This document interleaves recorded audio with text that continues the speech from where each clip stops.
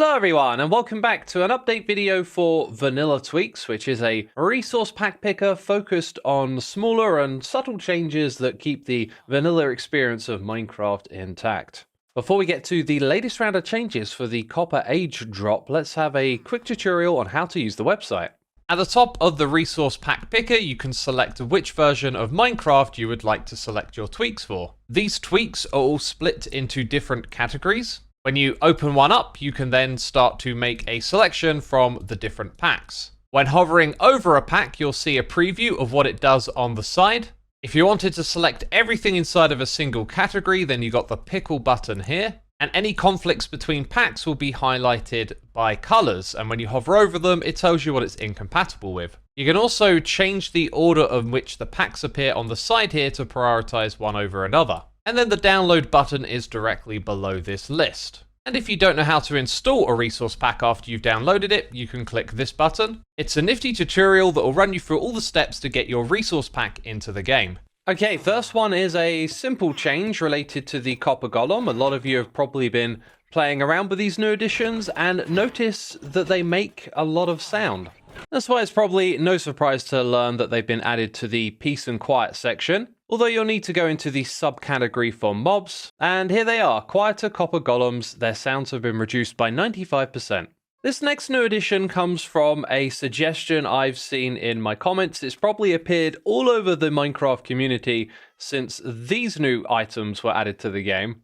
Yes, copper tools and weapons. Wouldn't it be cool if they oxidized? Of course, we don't want to introduce even more variants of copper into the inventory. So the Vanilla Tweaks solution was to oxidize them with use. Look at that, pretty cool, right?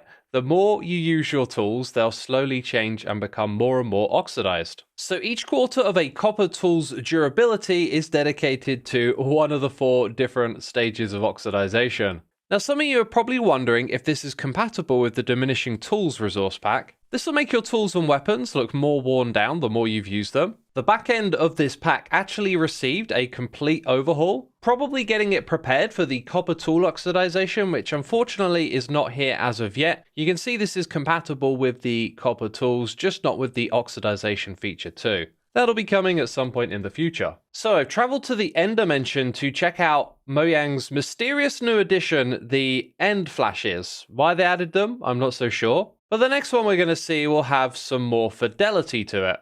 That's because I've equipped the HD end flash pack. This simply upscales the end flashes so that they are, air quotes, high definition. It simply removes the blockiness of that texture, which you may or may not like. And that's what Vanilla Tweaks is about, giving you a choice. And on the topic of choices, we have another one in the GUI category. You'll need to go down to the armor bars subcategory, where of course we've had a new type of armor added, and that is the copper armor. So if you would like your armor bars to appear in something other than iron, you've got the choice, and the new one is the copper. Also in the GUI section, we have menu panoramas. And if you've been following the trend, you won't be surprised that the Spring to Life drop panorama and the Happy Ghast drop panorama have been added to this menu. And at some point in the future, we'll probably see the Copper Age drop panorama here too. Now, our next tweak has been added to the retro category, which personally makes me think of the very old days of Minecraft where we used to have bedrock fog down at the bottom of the world.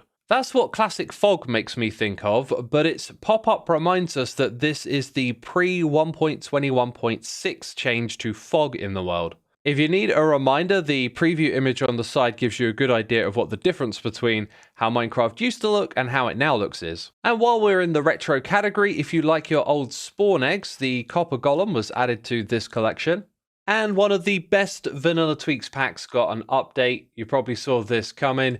It is, of course, the waxed outlines for all of the different copper items to let you know that they're waxed. You can only see this if it's in your inventory, though. So if you place it into the world, it will look completely normal. But when you bring the item into your inventory, you'll be able to tell if it's waxed just by looking at it.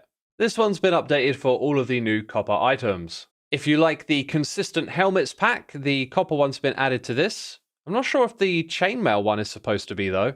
And here's another pack you could have guessed would be updated. If you're a fan of 3D chains, it now works with all of the different copper variants. This also applies to the Copper Lantern model, although currently the system seems to be a little bit buggy. And in another game, if you saw that coming, if you use the 3D bars pack, you can see it now works with the new copper bars. And if you like using short swords, so there isn't so much of that swing action going across your screen, well, as you can see, the copper sword's been added to the short swords pack. Last of all, if you want all of your nuggets to be horizontal or vertical, you've now got the option with the new copper nugget too. However, I will say it feels like both of the copper nuggets here are actually rotated the opposite direction. What do you think?